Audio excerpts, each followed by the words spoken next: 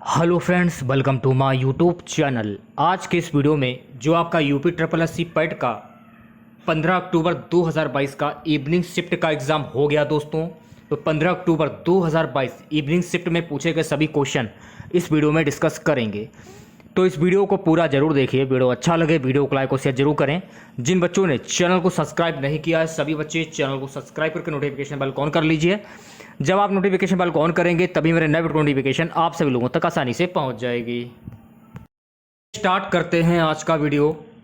तो पहला क्वेश्चन पूछा गया था 1930 में महात्मा गांधी द्वारा सविनय अवज्ञा आंदोलन शुरू करने का कारण क्या था? ब्रिटिश शासन की बुराइयों को दूर करने के लिए 11वीं सूत्री कार्यक्रम वाले एक पत्र के माध्यम से वायसराय को बताना। चलिए बात कर लेते हैं अगले क्वेश्चन की। निम्नलिखित में से कौन सा 1857 के विद्रोह का परिणाम था? Option A, east India company की शक्तियों को ब्रिटिश क्राउन में हस्तांतरित कर दिया। सुगा तीसरा क्वेश्चन देखेगा, निम्नलिखित में से कौन पृथ्वी का सबसे बड़ा अंतस्थलीय जल निकाय है? आंसर हो जाएगा कैस्पियन सागर। चौथा क्वेश्चन, निम्नलिखित में से कौन स्वतंत्र भारत का पहला भारतीय गवर्नर जनरल था? तो स्वतंत्र भारत का पहला भारतीय गवर्नर जनरल था सी राजगोपालाचारी। अगला क्वेश्चन, निम्नलिखित में से किस अधिनियम द्वारा बर्मा को भारत से अलग कर दिया गया? तो भारत सरकार अधिनियम 1935 के तहत। छठा क्वेश्चन, भारत को ब्रिटिश नियंत्रण से मुक्त करने के लिए भारतीय राष्ट्रीय सेना INA का गठन किसने किया? तो INA का गठन मोहन सिंह ने किया। सागौन के जंगल भारत के निम्नलिखित में से किस राज्य में पाए जाते हैं? तो सागौन के जो जंगल है ये भारत के मध्य प्रदेश में पाए जाते हैं। सामान्य वर्षा में अचानक वृद्धि हो जाती है और कई दिनों तक लगातार जारी रहती है, इसे मानसून का क्या कहा जाता है?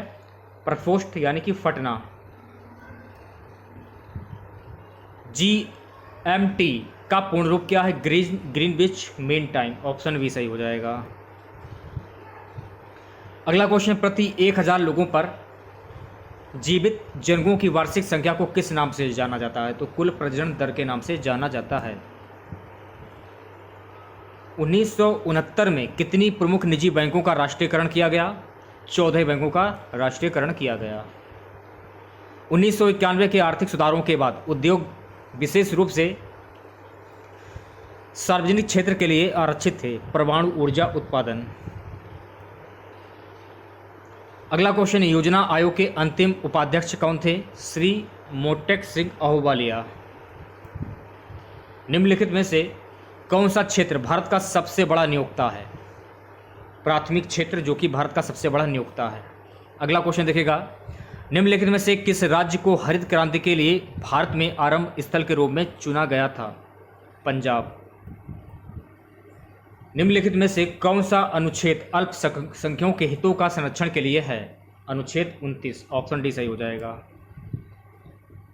नेक्स्ट क्वेश्चन देखिएगा, 42वें संशोधन के माध्यम से संविधान में कौन सा नया DPSP राजनीति के निर्देशक सिद्धांत जोड़ा गया है?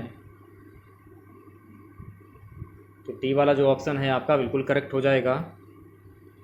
निम्नलिखित में से कौन मौलिक कर्तव्य हैं? ये सभी। अगला क्वेश्चन देखिएगा गाइस, सभी अम्लों पे समान तत्व है। तो सभी अम्लों पे समान तत्व हैं हाइड्रोजन। नॉन स्टिक खाना पकाने के बर्तन से लेपित होते हैं। तो नॉन स्टिक खाना पकाने के बर्तन से लेपित होते हैं टेफ्लॉन। अनुच्छेद 245 के अनुसार संसद का कार्य क्या है? कानून बनाना। सहकारिता आयोग निम्नलिखित में से किससे संबंधित है? केंद्र और राज्य से संबंधित है ये। प्रकाश वर्ष डैश का एक माप है तारीखी दूरी। वहीं अगर हम 24वें क्वेश्चन की बात करें, ऑप्शन ए सही हो जाएगा 24वें क्वेश्चन का। 26वें क्वेश्चन का आंसर हो जाएगा, निम्नलिखित में से कौन सबसे बुद्धिमान स्तनधारी है? Option C, dolphin. पौधों का विकास किससे प्रभावित होता है? तो पौधों का जो विकास है प्रकाश की गुणवत्ता, मात्रा, अवधि से ये प्रभावित होता है। दिए गए ये आपके भिन्न पूछे गए थे, इतना इतना बटा का सबसे बड़ा कौन सा होगा? तो डी वाला जो ऑप्शन है आपका करेक्ट हो जाएगा। 29वें क्वेश्चन की अगर हम बात करें तो बी वाला जो ऑप्शन है आपका करेक्ट हो जाएगा। 30वें क्वेश्चन की बात करें, ऑप्शन ए सही हो जाएगा। स्थावर का विलोम शब्द क्या होगा? तो जंगम। बिल्ली को पहले ही दिन मारना चाहिए का अर्थ क्या होगा? भय का शमन शुरू में कर देना चाहिए। स्लप का संधि विच्छेद क्या होगा? तो स्लप का संधि विच्छेद होगा सूधन अल्प। इतिप्ति का संधि सही संधि क्या होगा? यानी कि समाप्ति विघ्न। ईश्वर में विश्वास रखने वाला इस शब्द समूह के लिए एक शब्द बताइए। ईश्वर में विश्वास रखने वाला, आस्तिक। देखिएगा इंग्लिश में पैसेज पूछा गया था, तो देखिए 36वें क्वेश्चन का आंसर आपका ऑप्शन सी सही हो जाएगा, 37वें का सी सही हो जाएगा, 38वें का बी, 39वें का वी, 40वें क्वेश्चन का आंसर हो जाएगा ऑप्शन डी। क्वेश्चन मैच कर लीजिए आप लोग। ये आपका रीजनिंग का क्वेश्चन पूछा गया था कि एक तस्वीर की ओर इशारा करते हुए ए ने अपने दोस्त बी से कहा, वह मेरी माँ के पिता की इकलौती बेटी है। तो ए फोटोग्राफ वाले व्यक्ति से किस प्रकार संबंधित है? तो ये बेटा। 42वें क्वेश्चन का ऑप्शन सी सही हो जाएगा।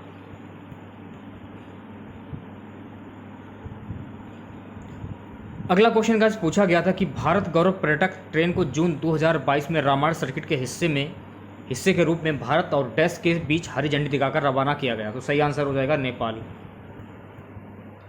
भारत ने दोनों देशों के बीच मजबूत और दीर्घकालिक साझेदारी के निर्माण के लिए चल रहे प्रयासों के तहत निम्नलिखित में से किस देश को 75 एम्बुलेंस, 17 स्कूल जो बसें हैं वो उपहार में दी हैं?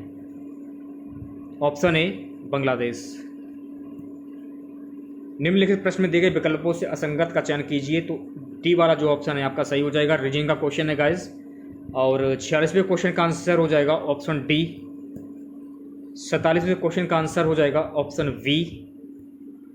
वहीं अगर हम बात करें 48वें क्वेश्चन की, निम्नलिखित में से किस राज्य सरकार ने 5,000 रुपये की काशी यात्रा सब्सिडी योजना शुरू की है? तो बी वाला जो ऑप्शन है आपका कर्नाटक सही हो जाएगा। जून 2022 में भारत ने निम्नलिखित में से किस देश के साथ कॉमनवेल्थ डिप्लोमेटिक एकेडमी प्रोग्राम की घोषणा की है? तो आंसर हो जाएगा यूके। अगला क्वेश्चन, कंपनी ने IAF के हेलीकॉप्टरों के लिए एडीएस की आपूर्ति हेतु एक बेलारूसी कंपनी और उसकी सहायक कंपनी के साथ एक समझौता ज्ञापन पर हस्ताक्षर किया है, Hindustan aeronautics limited. Option A जो है आपका करेक्ट हो जाएगा। अगला क्वेश्चन, निम्नलिखित में से किस भारतीय राज्य ने जारी को नमन नाम से भी एक नई योजना शुरू की है? तो बी वाला जो ऑप्शन है आपका हिमाचल प्रदेश सही हो जाएगा। प्रधानमंत्री नरेंद्र मोदी ने निम्नलिखित में से किस जिले में डॉक्टर संपूर्णानंदा स्पोर्ट्स स्टेडियम में एक कार्यक्रम में 1800 करोड़ रुपए की योजनाओं का उद्घाटन और शिलान्यास किया? मेरठ। किस संस्था ने इंडियाज बूमिंग गिग एवं प्लेटफॉर्म इकोनॉमी शीर्षक से एक रिपोर्ट जारी की है? नीति आयोग। निम्नलिखित में से कौन सी राज्य सरकार सिंगल एंट्री मल्टीपल एग्जिट के विचार पर एक एजुकेशन टाउनशिप बनाने की योजना बना रही है? ऑप्शन सी उत्तर प्रदेश। निम्नलिखित में से कौन सा भारत का सबसे छोटा केंद्र शासित प्रदेश है? लक्षद्वीप सही आंसर हो जाएगा। अगला क्वेश्चन देखिएगा गाइस, छात्र पारिस्थितिकी के लिए एक नया डिजिटल प्लेटफॉर्म कैंपस पावर किस बैंक द्वारा लॉन्च किया गया? भारतीय स्टेट बैंक के द्वारा लॉन्च किया गया। भारत के कितने राज्य बांग्लादेश के साथ सीमा साझा करते हैं? कुल 5। निम्नलिखित में से पोलैंड की राष्ट्रीय मुद्रा क्या है? ऑप्शन डी येन। पोलैंड की मुद्रा हो जाएगी येन, ये आपको ध्यान में रखना है, ठीक है। उत्तर प्रदेश का एक लोकप्रिय शास्त्रीय नृत्य कौन सा है? कथक। निम्नलिखित में से किसके पास लोकसभा सत्र को स्थगित करने की शक्ति है? भारत के राष्ट्रपति। अंतर्राष्ट्रीय अहिंसा दिवस निम्नलिखित में से किस दिन मनाया जाता है? तो यह मनाया जाता है 2 अक्टूबर को। वास्को डिगामा का मकबरा दफन स्थान भारत के निम्नलिखित में से किस स्थान पर स्थित है? कोची केरल में यह स्थित है, ये आपको ध्यान रखना है। अगला क्वेश्चन, थॉमस कप निम्नलिखित में से किस खेल से संबंधित है? थॉमस कप टेनिस से संबंधित है। प्रसिद्ध पुस्तक विंग्स ऑफ फायर किसकी आत्मकथा है? डॉक्टर APJ अब्दुल कलाम की। ग्लोबल वार्मिंग का अपेक्षित परिणाम है? ये आपका गद्यांश पूछा गया था, पढ़ लेते हैं पूरा। आजकल पढ़े लिखे नवयुवकों को विदेशी संस्कृति और जीवन अपनी और सर्वाधिक आकर्षित कर रहे हैं। इसके लिए कई माता पिता का भी सपना होता है कि उनकी संतानें विदेशों में पढ़ने जाएं, वहाँ की सुख चैन की ज़िंदगी बसर करें और समाज में उनका नाम ऊंचा हो। इसमें कुछ गलत भी नहीं है। भारत में बेकारी है, गरीबी है, गंदगी है, प्रदूषण है, भ्रष्टाचार है, लूटपाट है। विदेशों में इसमें सर्वथा विपरीत स्वर्गीय आनंद है। माँ बाप के अथक प्रयासों एवं प्रेरणा के फल स्वस्थ बच्चे विदेशों में पढ़ने बसने चले जाते हैं। शुरू में तो माँ बाप सगे संबंधी सभी याद आते हैं, पर कालांतर में बच्चे वहीं की जिंदगी और वहाँ की तथाकथित सभ्यता में इतने रच बस जाते हैं कि धीरे धीरे वे पड़ोसियों, सगे संबंधियों, अपने भारतीय मित्रों और माँ बाप को भी भूलने लगते हैं। पहले वर्ष में 1-2 बार क्रमशः धीरे धीरे भारत में आना कम होने लगता है। अगर विदेशी मैम से शादी हो जाए तो कहने को क्या, कुछ को छोड़कर ज़्यादातर कि ये है हाल है कि बच्चों का उतना दोष भी नहीं है और ना विदेश भेजने वाले अभिभावक ही कदाचित उतने दोषी हैं। शायद उनके संस्कारों में ही कोई कमी रह गई हो। पीढ़ियों के अंतराल के अभाव की समझ में रखने वाले ज़्यादातर माँ बाप 2-4 महीने तक संतान के पास जाकर इसके पास स्वदेश वापस आ जाते हैं, क्योंकि उनके कमाऊ पुत्र स्वदेश में आकर बसना नहीं चाहते। बच्चों की शिकायत कि माँ बाप उनकी पत्नी और बच्चों के साथ एडजस्ट नहीं करते, अपनी पुरानी ज़माने की चीज़ों को वहाँ थोपना चाहते। इस प्रकार के व्यवहार से वो हमारे साथ कैसे रह पाएंगे। अपने द्वारा भोगे जाने वाले कष्टों और दुश्चिंताओं की चर्चा में माँ बाप किसी से नहीं डर करते। उनके द्वारा लिए गए निर्णय पर जग हंसाई के डर के साथ रहने वाले बुढ़ापे के कष्टों और बीमारियों को अकेले ही झेलते बच्चों के वियोग में अनकही पीड़ाओं के साथ एक एक करके दोनों अदद इस दुनिया से विदा हो जाते हैं। तो पहला क्वेश्चन रहेगा हमारा गद्यांश का, आजकल पढ़े लिखे नवयुवक विदेश क्यों जाते हैं? सर्वाधिक सबल तर्क कौन सा गलत है? माँ बाप का सपना पूरा करने, सुख चैन की ज़िंदगी बसर करने, समाज में प्रतिष्ठा बढ़ाने के लिए जाते हैं। दूसरा क्वेश्चन गद्यांश का ये रहा, इस प्रकार के व्यवहार से वे हमारे साथ कैसे रह पाएंगे? यहाँ ऐसे कौन से व्यवहार की ओर संकेत हैं उनकी संतानें उन्हें अपने पास नहीं रख पाती? तो देखिए डी वाला जो ऑप्शन है आपका, बच्चों के परिवार के सदस्यों, पत्नी और उनके बच्चों के रहन सहन, खान पान, पहनावे और चाल चलन पर इतराज और कटाक्ष करते रहते हैं। अगला क्वेश्चन, विदेश में जा बसे बच्चों के व्यवहार परिवर्तन के लिए कौन दोषी हैं? अनुच्छेद को ध्यान में रखते हुए सर्वाधिक प्रबल तर्कों को चुनिए। अधूरे संस्कार। नेक्स्ट क्वेश्चन, विदेश में जा बसे बच्चों के माँ बाप द्वारा अपने द्वारा भोगे जाने वाले कष्टों और दुश्चिंताओं की चर्चा किसी क्यों नहीं करते? जग हंसाई से बचने के लिए। तो बी वाला जो ऑप्शन है आपका बिल्कुल करेक्ट हो जाएगा। अगला क्वेश्चन, बच्चों की शिकायत है कि माँ बाप पत्नी और बच्चों के साथ एडजस्ट नहीं करते और अपनी पुरानी जमाने की चीज़ों को यहाँ थोपना चाहते। इसके लिए कौन दोषी हैं? 2 पीढ़ियों का अंतराल। अगला गद्यांश देखिएगा 71 से 75 क्वेश्चन, आज परिवारों का विघटन होता जा रहा है, परिवार सीमित और छोटे होते जा रहे हैं। पढ़े लिखे परिवारों में 1 या 2 बच्चे ही होते हैं। माँ बाप अपने उपलब्ध संसाधनों से बड़े लाड़ प्यार से बच्चों को अच्छी शिक्षा दिलवाते हैं और दुलार के साथ बड़ा करते हैं। पुराने समय का ललाट 5 वर्षाणी या 10 वर्षाणी ताड़यत फार्मूला अब बदल चुका है।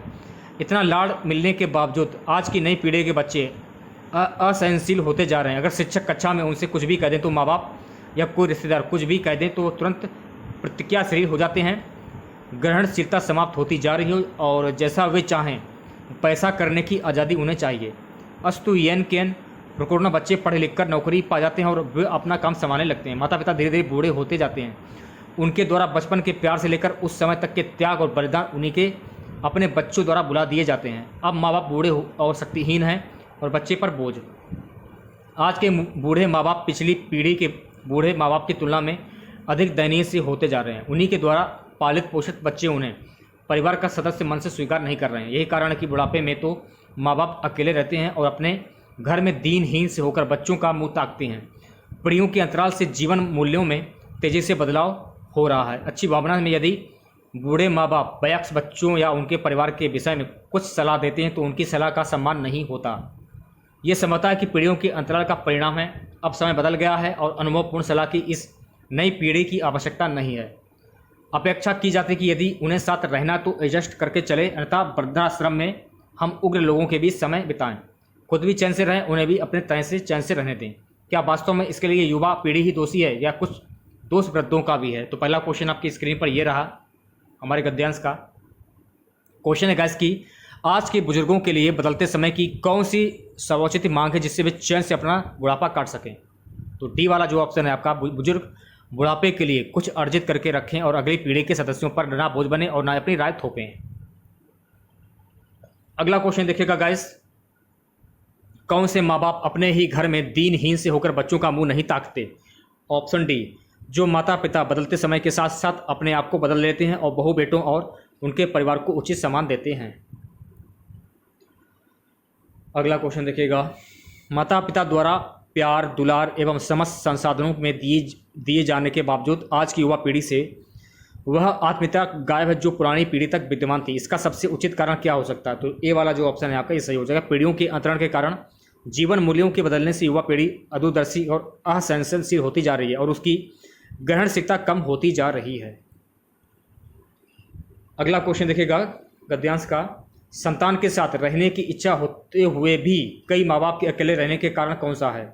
ऑप्शन बी, माँ बाप का संतान उसके परिवार के प्रति रूखा व्यवहार, वाणी का असंयम और वो बेटू की जिंदगी में ज़्यादा दखल अंदाजी। अगला क्वेश्चन देखिएगा, कौन से बच्चे अपने माता पिता को वृद्धाश्रम में भेज देने की बात करते हैं? जो बच्चे संस्कारहीन और अविवेकी हैं और अपने भविष्य को नहीं देख पाते। बहुत गलत है फिलहाल ये मेरे हिसाब से। 70 से 80 क्वेश्चन देखिएगा, अपने माँ बाप की सेवा हमेशा ऐसे करना, क्योंकि आप लोगों ने सुना होगा कि माँ बाप के चरणों में जन्नत होती है। तो अपने माँ बाप को कभी दुखी ना करें, उनकी सेवा करें। अगर आप कमाने लगे हैं और आप उनको बोझ समझते हैं तो ये आपकी गलतफहमी है, क्योंकि आगे आपके साथ भी ऐसा हो सकता है, कल आपका भी बच्चा होगा और वो भी आपके साथ में ऐसा कर सकता है। तो ऐसा कोई काम ना करें जिससे कि माँ बाप के दिल को है जो ठेस पहुँचे। आप लोग ऐसा कोई भी काम ना करें। अगला क्वेश्चन, किस जिले के लिए विगत वर्षों में चयनित उम्मीदवारों की संख्या न्यूनतम है? तो ए वाला जो ऑप्शन आपका ये सही हो जाएगा। 77वें क्वेश्चन का आंसर ऑप्शन सी सही हो जाएगा और 78 क्वेश्चन का ऑप्शन सी सही हो जाएगा। 79 का देख लीजिएगा, ऑप्शन बी सही हो जाएगा और 80 क्वेश्चन का आंसर हो जाएगा ऑप्शन डी और प्रश्न संख्या 81 से 85, 81 का आंसर हो जाएगा ऑप्शन ए। 82 क्वेश्चन का आंसर हो जाएगा ऑप्शन डी। 83 क्वेश्चन का आंसर हो जाएगा ऑप्शन बी। 84 का आंसर हो जाएगा ऑप्शन ए और 85 का क्वेश्चन आंसर हो जाएगा ऑप्शन सी। 86 का आंसर हो जाएगा ऑप्शन सी। 87 का ऑप्शन ए और देखिएगा 88 का आंसर हो जाएगा ऑप्शन बी। 89 का ऑप्शन सी। 90 का ऑप्शन ए आंसर हो जाएगा और 91 का आंसर हो जाएगा, नहीं दिया फिलहाल, छोड़ते हैं इसको। 92 का ये सॉल्व नहीं किया इन्होंने, अगला देख लेते हैं। क्वेश्चन है गाइस कि जजिया जो था, जजिया कर फिर से लगाने वाला मुगल शासक का नाम क्या था? औरंगजेब। बहुत ही क्रूर शासक था ये औरंगजेब, ये आपको ध्यान में रखना है, जिसने मंदिरों को तुड़वाया था। निम्नलिखित में से किस अंग्रेजी द्वारा शुरू किए गए सबसे महत्वपूर्ण योगदानों में से एक माना जाता है? रेलवे। पंचतंत्र की कथाएं किसके द्वारा लिखी गई हैं? विष्णु शर्मा के द्वारा। गौतम बुद्ध ने सारनाथ में अपना पहला उपदेश कहाँ पर दिया था? धर्मचक्र प्रवर्तन मुद्रा। तो आज का हमारा सबसे लास्ट क्वेश्चन रहेगा, निम्नलिखित में से किस शासक के दरबारी कवि हरिश्चंद्र थे? एक क्वेश्चन में पूछा गया, समुद्रगुप्त।